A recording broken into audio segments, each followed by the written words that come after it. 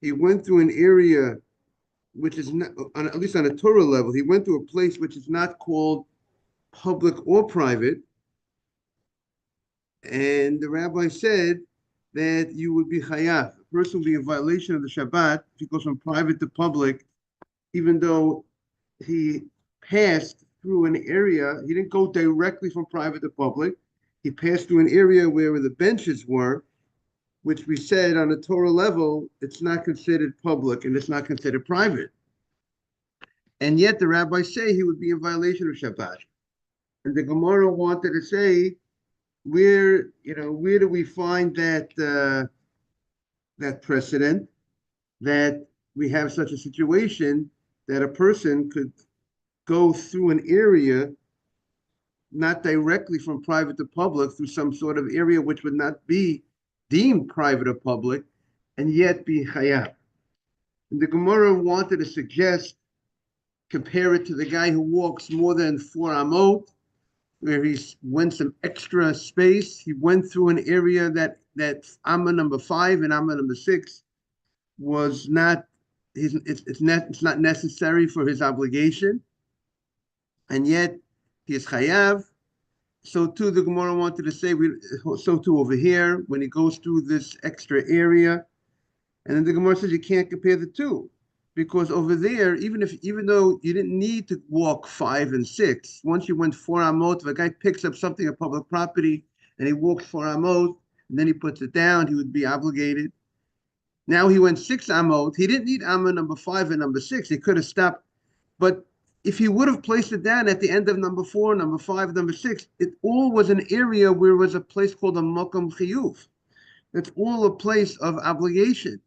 So the fact that he didn't need to go through that area, but that area was a off limit, so to speak, area, so to speak, on a Torah level. Because if he would have placed it down there, he would be in violation. However, if the guy would have placed it down in this bench area, when he went from private and he first went through the bench area, he would not be in Torah violation if he would have placed it down there, because that's not a place that would obligate him, because it's not a public or private area according to the Torah law. So therefore, the Gemara says, how could you compare the two? Where do we have a precedent that you go through a place that's not private or public and yet you still would be chayav in violation when you wound up eventually in a public area? That's the Gemara, and you place it down there. So that's what the Gemara said on the top of 6a1. It was midami hatam kol hechadam manach leim. Wherever you place it down, when you're walking more than 4 amot in public property, you started in public and you went more than 4 amot. Wherever you place it is makom chiyufu. It's a place of obligation. But if you were to place it down in the bench, makom peturhu, that's a place of exemption. So therefore, how do you know? I mean, like we said yesterday, the whole idea that carrying on Shabbat is considered a malacha, is considered a job, is a big chidush, and that's called a violation of Shabbat. And that's one of the reasons why in Masechta Shabbat begins with carrying, because it's one of those things that people will not recognize and maybe realize it's a malacha on Shabbat. And it's one of the hardest things. There are many people that might not do other things on Shabbat, but one of the most difficult things for people to do in a place where there's no eruv is not to carry their keys, not to carry a handkerchief, or they used to carry handkerchiefs in the old days, but not tissue. People are not knowledgeable, aware, recognize that it's a problem. So therefore, the Masechta, the tractate, begins with such a malacha. And of all the 39 malachot, why does it begin with carrying? Because that's one approach, is because of the necessity to highlight it. When you begin something, the way you begin something is a very big, you're highlighting something. Mark, if you notice in last week's Parashas Vayigash, the Parasha Vayigash is really was connected to Parashas Miketz, because the brothers at the end of Miketz, the goblet was planted in Binyamin's sack, and they come back to Yosef. They're brought back to Yosef, and they said, we'll be servants to you. Yosef says, no, I don't want you. I only want Binyamin to be a servant. That's how ended Parshat Miketz. And Vayigash begins, Vayigash Elav Yehuda. So really, Miketz ended in a cliffhanger, as they say. What happened that Vayigash was not connected to Miketz? You hear the question, Mark, or not? You buy the question? You like the question? Mark, you hear the question? So I wanted to say that the Torah perhaps wanted to highlight Vayigash, I love Yehuda, wanted to highlight the actions of Yehuda, that Yehuda was willing to give of himself. Yes, I heard the question. I was on mute. Sorry. No problem. So you like the question? You buy the question? Of course, good question. Why do you end with the cliffhanger and you don't continue with Benjamin? You're saying you're starting with Yehuda, Right. where he comes clean, so to speak. Right. Why do we leave off? By the way, one of the preschools, one of the kids said, my teacher told me what happened. When they learned Miketz, the kid said, you know what? The teacher told me, by the way, Yehuda's going to come forward. The teacher didn't want to leave the kids on a cliffhanger, right? Little kids, they don't know what's going to be. So they already told them what happened about Yigash at Miketz. So why did the Torah leave us? I was thinking perhaps because the Torah, we want to highlight the actions of Yehuda. And when you begin, the way you begin something, in school, you learned about the opening sentence, right? The opening paragraph, the opening statement. When someone speaks, the way you open up, that is more highlighted. People put a little more focus on that, put more attention to that. So perhaps the Torah wanted to highlight this great act of Yehuda, and this is the whole purpose of this. Yosef was waiting for the brothers to do tshuva, to repent, if they're faced with another situation, that they will do what they can not to cause distress to their father. And that's exactly what Yehuda does. And Vayigash, he says, take me instead of Binyamin. I don't want my father to be distressed. So and even though Yehuda could have gone right free home, but because he wants to give of himself, and that's what he wanted to highlight, and that's why he placed it in the beginning. Perhaps that's just a thought I wanted to suggest. Mark, do you get my Parsha email, Mark, or you don't get my Parsha email? Yes, I do. Yeah, so it should have been in that email. Okay, so that's what the Gemara says. Now, the Gemara so that's perhaps that's why maybe Shabbat, carrying on Shabbat, maybe that's why the Masechta opens up with this subject of Shabbat, of carrying, because we need to highlight it. If you don't open up with it, and it's just part of the whole mix, you might not get the same exact focus. So the Gemara says we have to have another different case that's comparable. The Gemara says, is that to say it's most important, or that it just shouldn't be considered less important? Right. I think it's the latter. It's that people should be educated on this. It's like every other malach on Shabbat. Right. It's not more. It's not more. Just Don't think it's less. Right. When you talk about more, Mark, let's say, the Sefer Chinuch points out that the Torah mentions Shabbat, yeah. the mitzvah of Shabbat, maybe 12 times. Meaning, I don't know, there's very few things in the Torah that's repeated as much as the laws of the Shabbat. Shabbat, keeping Shabbat, guarding Shabbat. And I think the Chinuch might say, because there the idea is because Shabbat is such a foundation of Judaism. And it's such you have to put that extra focus on the Shabbat. So there it's more to highlight the Shabbat. That's maybe why it's mentioned so much, to highlight the Shabbat. Okay. So the Gemara says,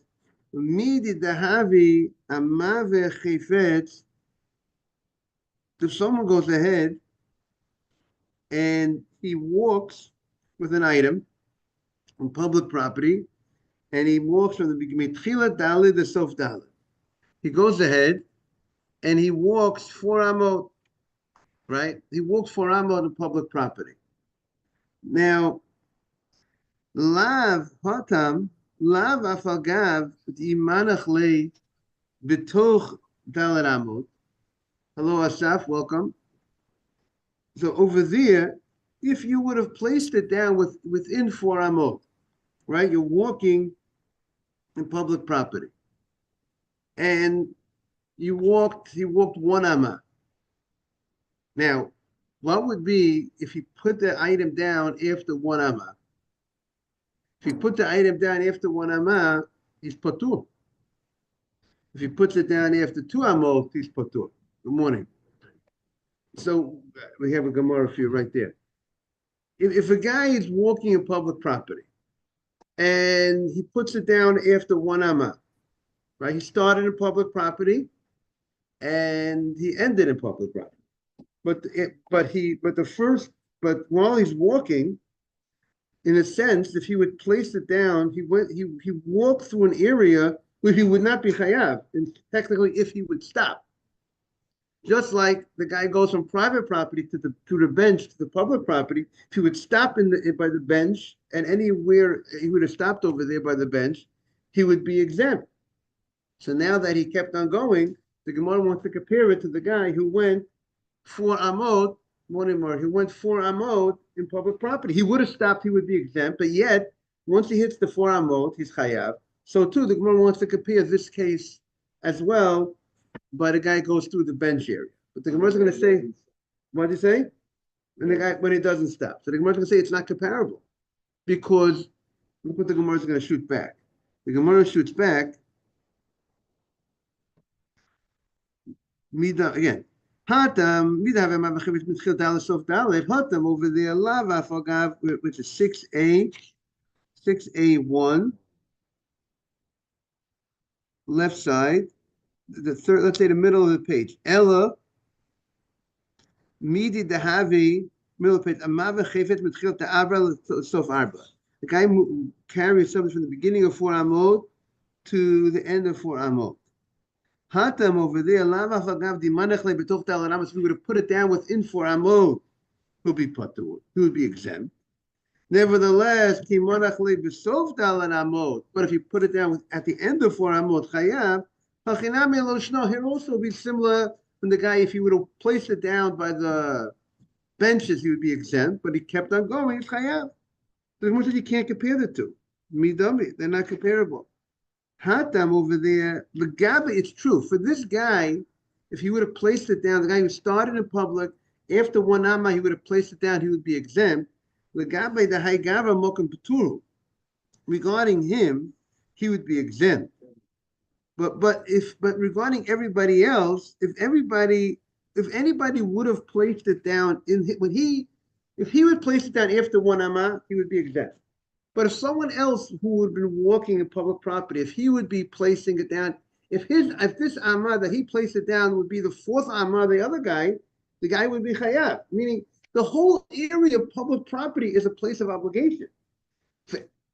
It depends if you're a guy who, where are you up to in your malacha? If you had hit 4 amot and you had placed in the same exact spot, wherever this guy went, the 4 amot the guy went, anybody else would have hit the 4 amot, would be chayav. Anybody would be walking in public property. If anybody else would place it down, would hit 4 amot, hit his 4 amot by the first amot, or hit the 4 amot by the second amot. This guy walks 4 amot. When the guy walks 4 amot, what do we say? If he would place it down anywhere along the 4 amot, he would be exempt. Before. So the Gemara wants to say the same way.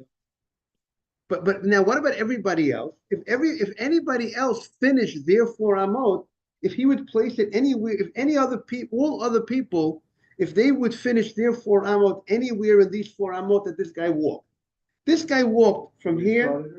They start earlier. They would be chayav. So it's not like this area is an exempt area. Meaning the guy by the bench is totally exempt for the whole world. Nobody who went from public, right? If anybody places it down in the bench area, that whole area is an area of exemption. Nobody would be ever chayav if they would place it in that area. The benches, I think it's more public. Public, but it's not a common public fare. Not a common place that public walks. It's not a walk place. So you can't, the Gemara once said you can't compare the benches. The benches is actually anybody who places in that area of the benches down is totally exempt. Nobody would be chayav. So it's totally considered an exempt area.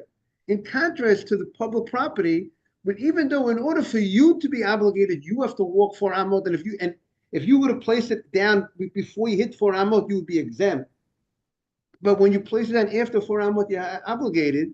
It's not comparable to the bench, because everybody else, if they would have placed it anywhere along where you're walking, if they hit their 4 amot in that place, they would be obligated. So therefore, your 4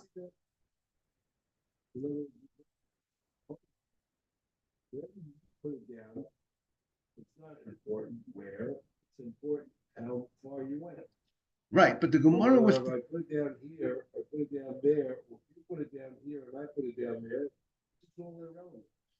Right, because public property is an area where you could be chayav, where you could be in violation. It's only dependent on how far did you walk. Right, so therefore, right, the Gemara was So why not thinking. even say where I put it down and where you put it down? If you went, your fault, Amot is not the same place as my fault. Right, because the Gemara was thinking. The Gemara wanted to know: is there any precedent that if I walk through an area where I would not be obligated, and then subsequently I could be obligated? Meaning that was because the Chacham said if a guy walks through the benches from his private property, from private through the benches to public, the rabbis say he's chayav.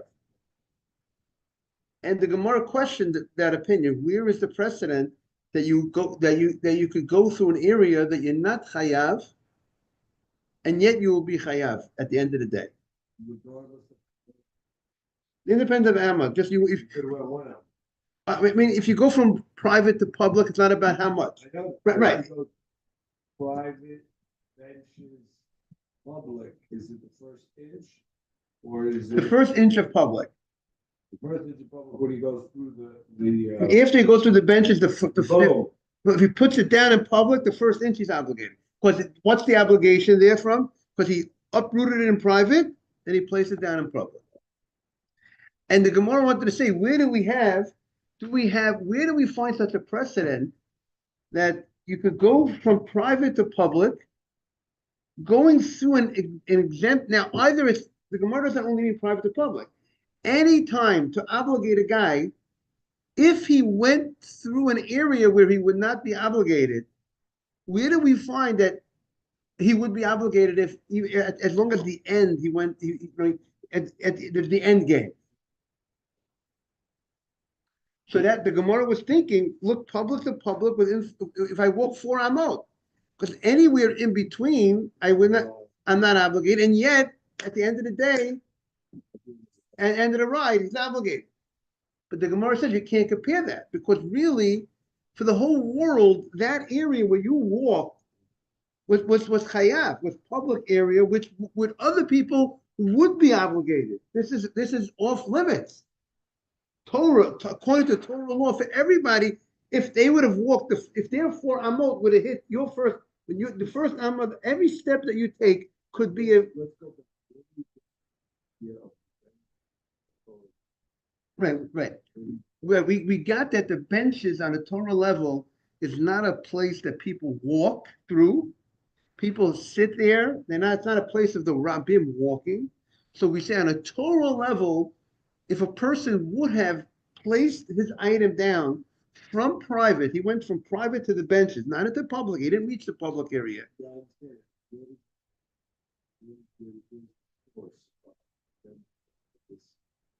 Not public. Right. The Gemara just says that the benches, the language of the Gemara is that benches, let's see if Rashi says. Right, Rashi explains that these benches where the merchants hang out, they sit there, it's not it's not a place of walking like public. It's not a public place of walking.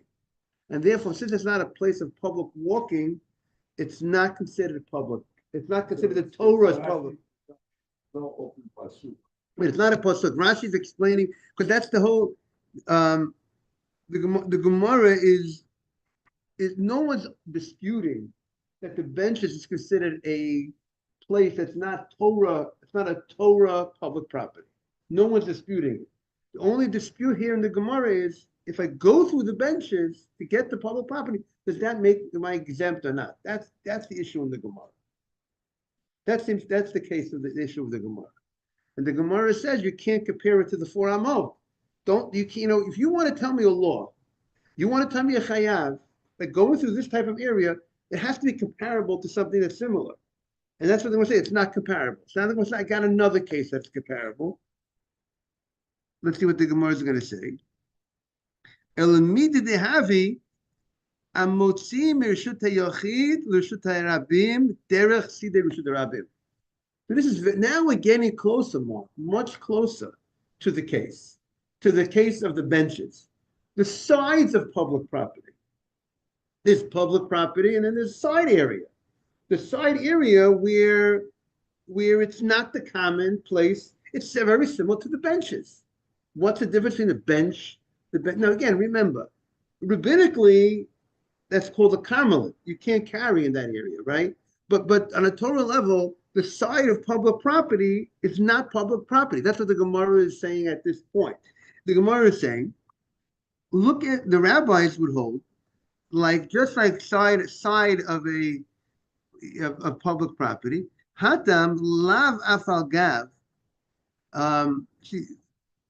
Isn't it over there in that situation? Lav afal gav. If you would have put it down and stopped on the side of public property, patur. On the side of the public property, right? It's considered not a public property on a Torah level. So if you go from your house to the side of the public property to the public property, and then you put it down in public property, you're chayav. So even though you went through the side, what's the side? Okay, so the side of Rashi says the side of the public property is, let's say you have a courtyard, right? And the courtyard had a wall, and that wall was, there was a wall, and then there was the public property. Let's say the wall got broken open. Let's say majority of the wall opened up. It's no longer a wall. The public is walking here, and sometimes if there's extra traffic in the public area, they'll walk into that area. Let's say the thickness of that wall that you had, that wall that took up. So now that area is the side of public. It's not common that it's not a normal common thing that the public, overflows into that area. So therefore, it's not a public property on a Torah level, but rabbinically that area is a problem. It's a little private, but it's not totally. It used to be. It was private, and now it's no longer. Now the wall opened. I knocked the wall with. My front lawn had hedges in front of it, all across the front. We know that is long high enough. 10 tvachim high. That was separate. But now, if you don't have those things, we pulled them out. So now the public might overflow a little bit in there. What? Right. So that's not the common place to walk, because there might be some things that it's not the right. Right. So therefore, right. So it's not the normal public. It is private. On a total. Okay. See there. So it's not. There's no eruv, there's no mark off, there's no gate, right. There's no fence, there's no cushion. Right. One might think it's public. Right. So certainly. So now if he goes through that, if you go from your private property through that, if you would have placed it down, on that area, you would not be chayav, really? Because it's not public property. Right? See, look at. There's no eruv. You left your steps, you left your front door. Right, but on the Torah level, it's not public property. And then, Is that this case? yeah. So let's look how the art school writes the case. Look at the case in the art school. Because it said public. No, say it again. It's a side of a public street. It's not, It's not kosher private. it's not. It's definitely not public on a Torah level. Right. It- It's not bench.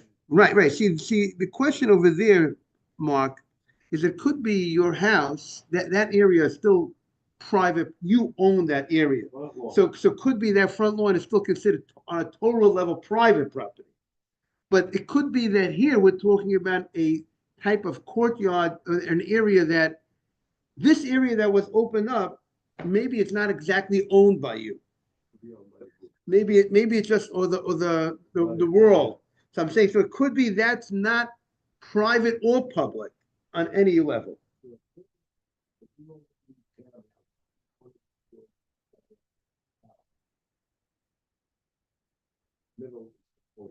Right. Like in the Gemara's case, they had the houses and the courtyard, the houses opened up in the courtyard. That's the case with by all of us. That's all private. On a Torah level, that should be private property. Rabbinically, because we all share this courtyard, it looks like a public area. It has, and therefore we have to make an area. That's why I'd rather not say it's exactly that case because then at least it's a Torah area on a Torah level, but it's private, right? Your case, Mark, should be considered private. It's owned by me, but rabbinically there are issues. I think the case the Gemara is saying is when it's opened up, it's not really owned by me. This open area that now opened by the wall is not I own it. Right. So maybe it's the world, perhaps. Right. So I'm saying, so let's say it's public, but because it's not, I don't own it. It's public, but because it's not easily for the public to go through it, it's on the side of the public property. So therefore, because on the side of public property, it doesn't have the status of public property on a Torah level. You know what I'm saying? There's a lot of things that can be public. Right, exactly. Right. Right, that's what the Gemara. Exactly, and that's what the Gemara is doing. That's what the Gemara says. We found a match. It's just like the benches.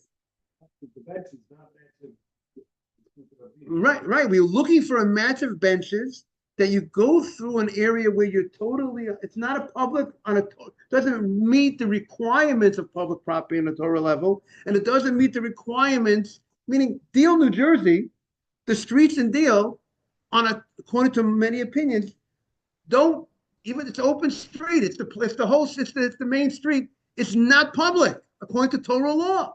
Why is that public? What do you mean, Rabbi? It's not public because it doesn't have 600,000 people. It doesn't fit. It's not the Torah law of public property. So you can be public, but you're not public, right? Same thing that we're saying over here. Just like this, the benches. The benches, who do they belong to? They belong to the world. But because it's not the common walking, doesn't meet the requirements of public property, right?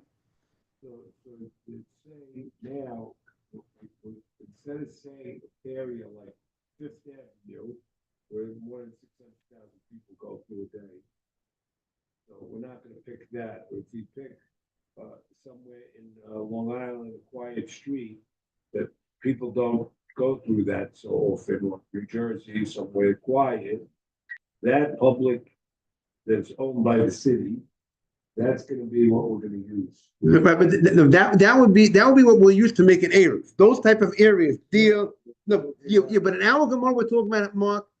It's the actual street. The public is a public street. Rishut HaRabim. It fits the street fits all the requirements.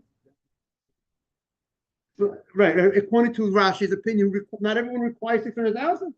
Maimonides says even without 600,000, he would say, Deal, New Jersey, maybe you can't make an area. You know what I mean? But it's a public street. I don't care if you have 600,000. You know what I'm saying? He doesn't have that requirement. Not everyone says you have to have 600,000 people to be called a public street. But let's say it's a public area. Right, we're talking now, it's public, but now it's the side of the public area.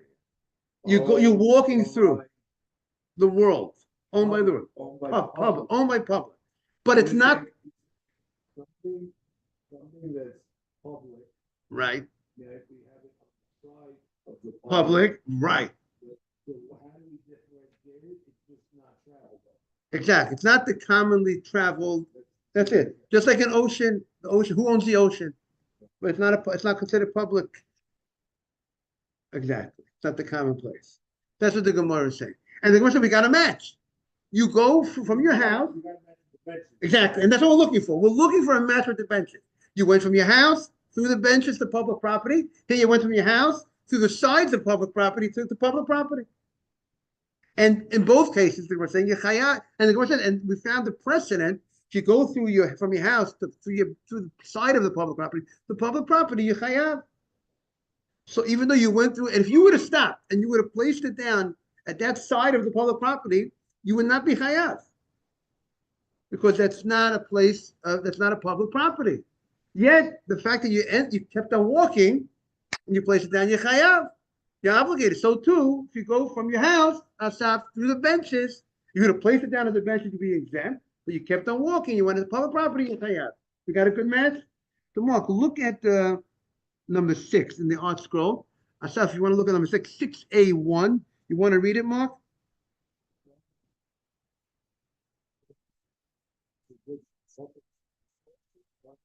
Traffic. For example, if part of the wall surrounding a person's yard adjacent to the public domain collapses, the public will occasionally walk onto the site of the collapsed wall.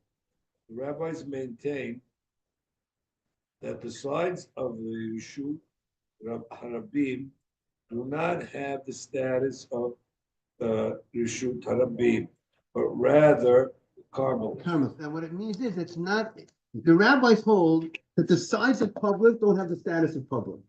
Sides of Public are not considered public, like we explained. It's not the commonly placed walk thing. It's not called public. Now, not everybody's going to buy that. Some will say, you know what? If the public sometimes flows over into that area, that's public. Some say the sides of public are like public. But the rabbis say the sides of public are not like public. Owned by Public. It has to be owned by public. That's what I would say. You can't have something owned by private and called public property. That's why I'm suggesting that your case, see, maybe the way it was worked over there in the old days is, if you went ahead and you made your wall in that area, you had your rights to it, became yours or whatever. But once it opened up, it's not yours. You don't own that area, that space. That's why it might be different than here. And the way we work here, if your wall broke, that space is still yours. You own it.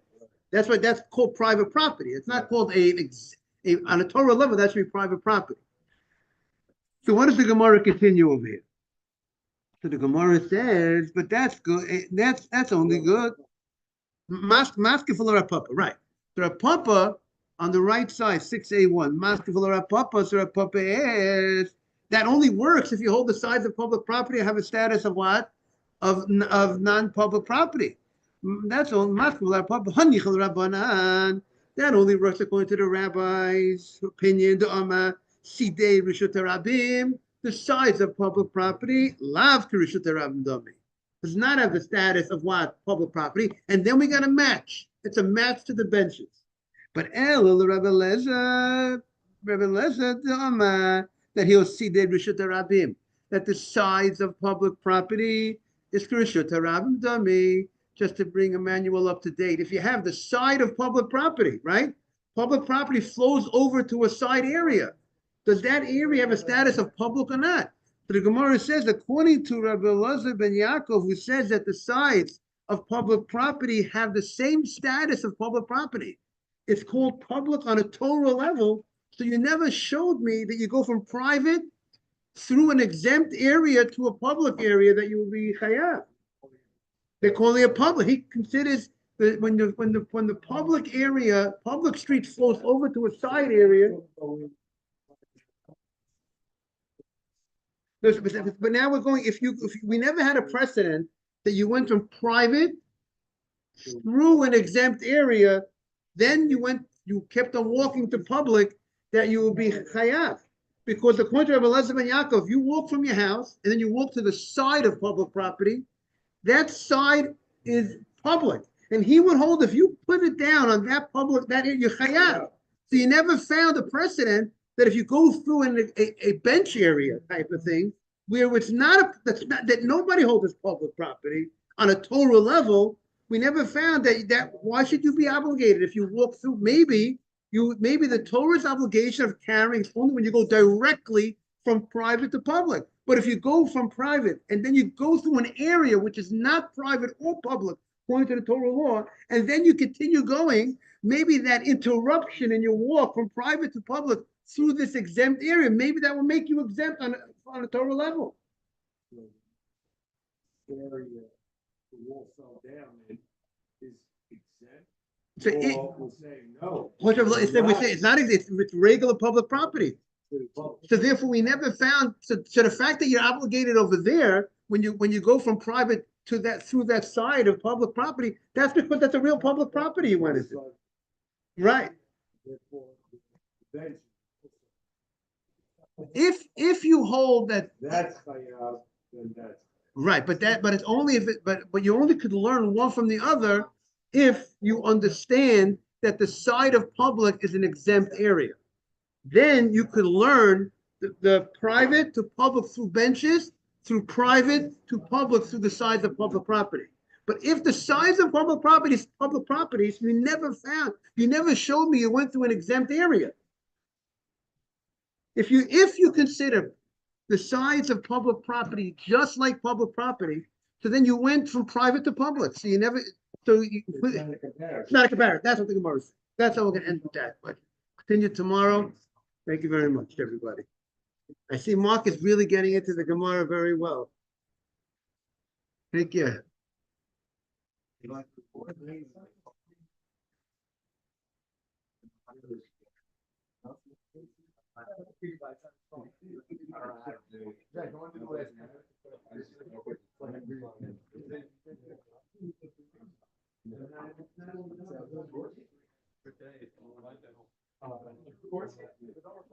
For people to hear it. Yeah. No, for the future. Saw women wouldn't visit their families. On Shabbat. They wouldn't bring their kids and visit their family on Shabbat. So my father got very upset. He went to the rabbi and says, what are we going to do about this? Why can't we put an eruv? So the whole question was Ocean Avenue. Was that Rishut Rabim or who we put an eruv? Ideal area. So he ended up getting Cham Baruch, may he rest in peace, agreed with him to put it, and Rabbi Dweck finally folded, and he put an eruv from Elberon to Allenhurst, from the beach to Highway 35. Highway 35, which is like a very huge area. And he did it, I don't remember how he did it, with some electric wires and lights on the corners of the thing, and they have to always check was the eruv up or not, and to maintain it. And they got it signed off. They had mayors of towns have to agree to that it was okay to do, but it was a big fight. Big fight. But people till today, the people hold, they use the eruv. Good for your father. Beautiful. I have one time, I did not help. See, 200 minus 1, meaning